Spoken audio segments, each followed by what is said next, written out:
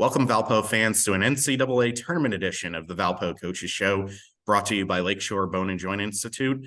I'm Aaron Levitt. Joining me today, the head coach of the Missouri Valley Conference tournament champion women's soccer team, John Marovich. Coach Marovich, thanks for joining me today, and congratulations on the tournament win. Thank you. Thank you, Aaron. I appreciate you having me on. We'll just start off kind of your overall thoughts 48 hours out from the tournament win. Kind of a dramatic run through the tournament for you guys. Just your overall thoughts on, that 2-week stretch and what the team was able to accomplish, obviously culminating in the excitement of Sunday's championship win. Yeah, I think there's a lot of gratification. I think that you start to feel in terms of, completing a task. It was a tough road. I mean, we were in Iowa for 10 to 12 days, 2 trips out to Iowa, but I think the focus of the players, the willingness for them to battle through all adversities through this year, the challenges they had, mainly through some injuries that we had and changing lineups to get through. But I just think it's an overall sense of accomplishment and gratification. I'm tremendously proud of the work that we've done. But ultimately, it's just a celebration of our team. I think when you're around our team and you get a chance to know them and spend some time with them, the last 2 weeks were probably the best 2 weeks we had all year long. And not because of the results on the field, but we got to spend so much time with one another. They love being together. We enjoy each other's company, and we just got to do that for a long period of time. And I think that's what's probably the most rewarding that we take away from the weekends. It's been an interesting journey for you guys over the last year. You go back to last season, winning the regular season title, the high of that, and then the low a couple weeks later of falling in the tournament semifinals and having to wait 9 months to get back to competition. Can you just talk about what it means to kind of complete the sprint this year after you guys completed the marathon last year? And then the overall journey within this season and kind of the trials and tribulations the team faced and was able to overcome. Yeah, I think every season has, its highs and its lows. And certainly last year, the high of winning a regular season championship and feeling really good about that and the journey that we took last year. And then, you get into a conference tournament and it's a one and done kind of a scenario. And so then you go through the highs of winning and then all of a sudden, it's over, in a matter of a day. And so, it was tough to go through that. But I think at any time you go through adversity like that, or you have a disappointment, I think it helps you refocus, helps you appreciate the things that you have done. It helps you focus in on and clarifying the things that you need to still do. And so I think that's what the group did. And we waited a long time. And I'll be honest, like we got on the bus to go to Iowa for the first time. You just almost sensed that this is what they've been waiting for a year, was to get into the conference tournament. And, for me, that gave me a lot of confidence to know that, whatever we were asking them to do, it was going to get done. And I just felt like there was a different sense of purpose when we got to the conference tournament. It's what they were focused on, right? It was something they felt like they left on the table last year. And so they were really focused about making sure that they did what they needed to do to kind of finish that task. And so, that's what I was, really impressed with them on. But, the season was a journey. I mean, you come in and it's a different situation. You go in the year before and you're still chasing something that you haven't had before. This year, it comes in with expectation. And so with expectation comes pressures, having to deal with, with the different expectations, having to deal with what, they're trying to do for themselves and maybe putting themselves in an almost a situation where maybe they weren't going to be as successful as everybody thought they would be because they were putting too much pressure on themselves or trying to do too much. But we got off and we had a really good non-conference slate. Got a tie at Kentucky. We got, we were 4-2-1 coming out of 4-2-2 coming out of non-conference, and you felt really, really good. But we were doing it with players who were injured. We were trying to find ourselves and who this team was going to be from a personality standpoint on the pitch. And it just seemed like we got in the conference play and, we had a tie and then we get a win. And then we get a really good tie against Missouri State at home, and then we, lose Lindsay, and now you lose an attacking player, and we just kind of had to kind of adjust everything along the way. And so we really just talked about how do you deal with adversity and how do you deal with expectation, and then ultimately all of those things are things, some of the things you can control, but some of the things you can't. And so we just really wanted to be on the things that we could control. We can control what we do. We can control our performance. And to their credit, they just kept battling through everything, and got themselves into the conference tournament. And once they did that, I almost felt like they had this sense of relief that everything that they've been really focusing on was in front of them. And that's when I think it all turned for them. Looking at the tournament, you had 4 all-tournament team honorees: Allie Anderson, Abby White, Aubrey Ramey, all tremendous work throughout the tournament. I want to focus on the tournament MVP, though, Nikki Coryell. It's like, at this point, what more can you say about her? But just amazing job. 4 clean sheets in the tournament, 28 career shutouts, sets the MVC career record. Just, I mean, it comes down to what more can you say about her? But I want to know from your standpoint, how do you think the rest of the team plays better knowing that she's back there in goal? Well, I can tell you, if I was a defender and she was my goalkeeper, I would be so much more relaxed, because she has a presence, right? And what I mean by relaxed, not because of the skill level that she has as a goalkeeper, but she gives information. So as a player, as a defender, if my goalkeeper is giving me information, I can then play more relaxed because I know what's going on. I know what she needs from me in that moment. If she tells me to slide, I know that I need to slide, right? So, for me, that the comfort level with the players, with her behind her, is they trust her, they trust her communication, and then they know that as long as they can keep the goal as small as possible, so like as an outside back, pushing them out wide, making them go to the end line, that the goal shrinks. And now I know that my goalkeeper can handle a big goal, but if I can make it smaller, now we're in a really good space. She's gonna be really successful. Now I'm helping her be really successful.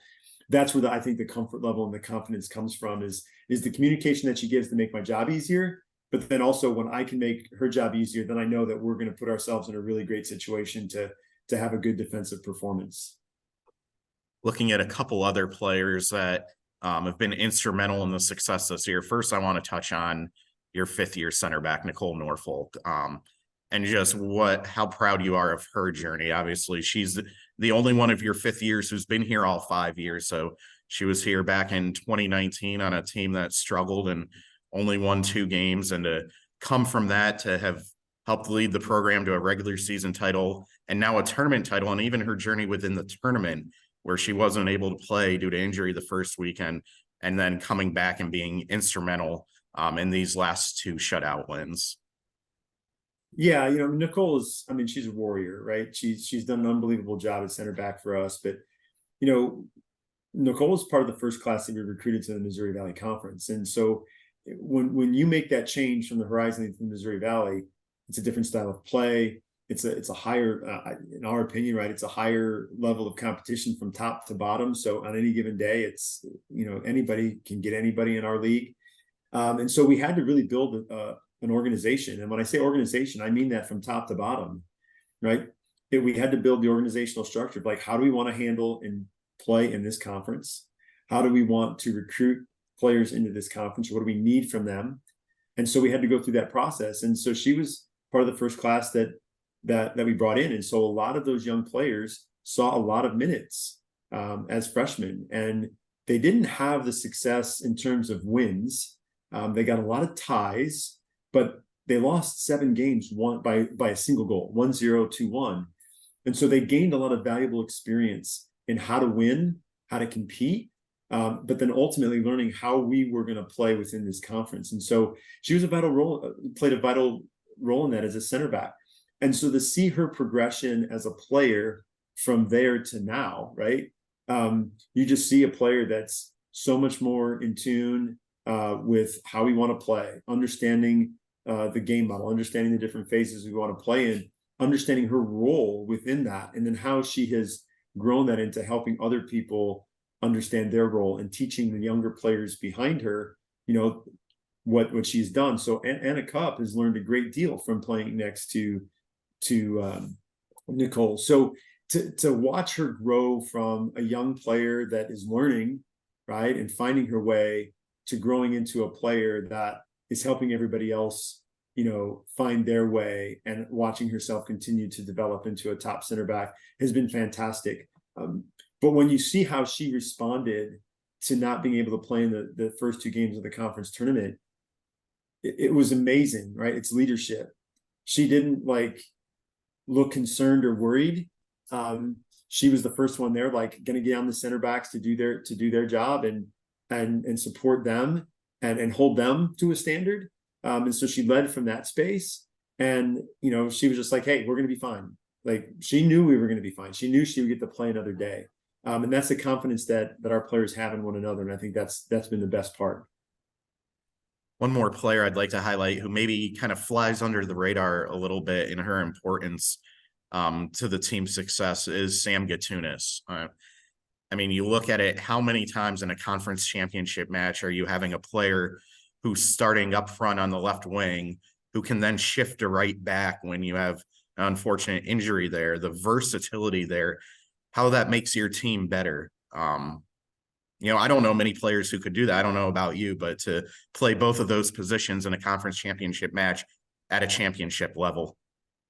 Yeah, it can be tough, but I think the one thing that this team has done all year long is really kind of embrace the idea that it's next woman up and the standard is the standard. And somebody like Sam, she's had to do multiple roles because you lose Abby Hillman before the season starts, and so you need to have depth in the back line. And then she's done a tremendous job in pressing defensively, certainly as a front runner. So now you have somebody that has a defensive mindset, right, to come in and press as a winger, but then has a true grit about how she's going to play and compete.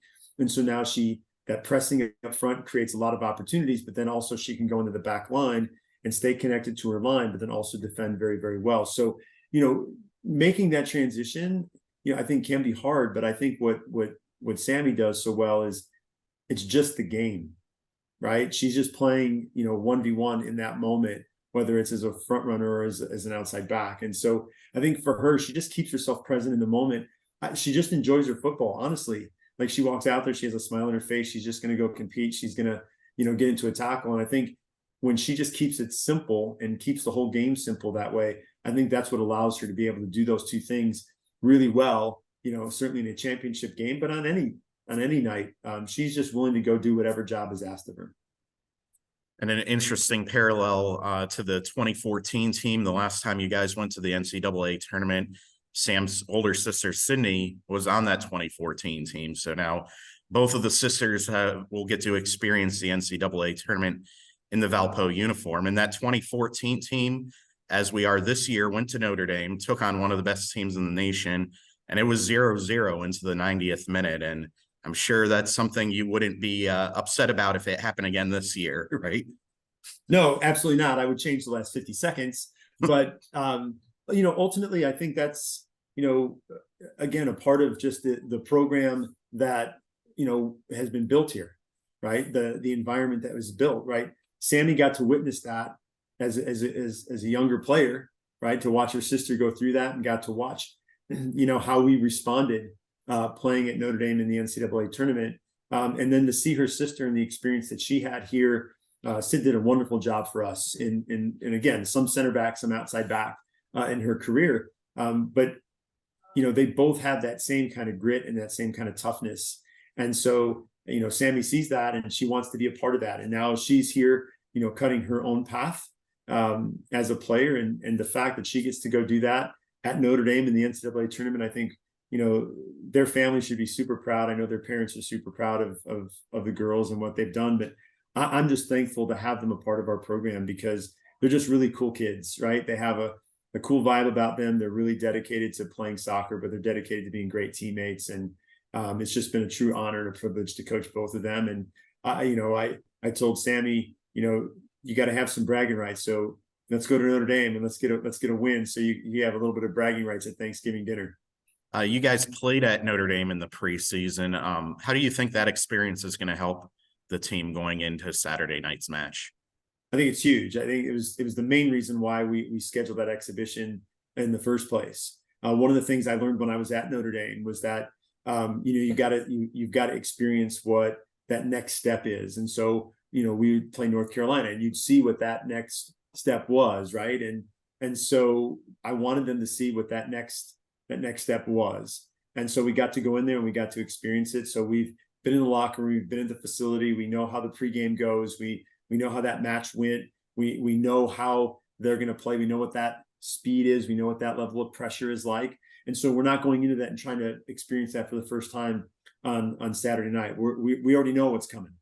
And I think that allows us to be prepared, right? We've prepared for this once. This has given us another chance to prepare for it. And so we're really excited about the opportunity. I'm thrilled for the players. I know they're excited to go back there. I know they're excited to go compete, at that level and represent, this university at the highest level possible. But we're going to go in and we're not going to be afraid. I can guarantee you that we will not be afraid. And that was the purpose of playing there as an exhibition.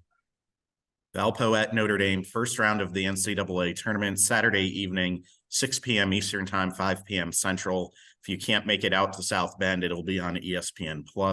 We'll have ticket information as well as send-off information for the team on Friday at valpoathletics.com and on our social media in the coming days. Coach Marovich, thanks for joining me today. Best of luck this weekend. Hey, thank you much, Aaron. Thank you so much, Aaron, for the time today. And roll Beaks.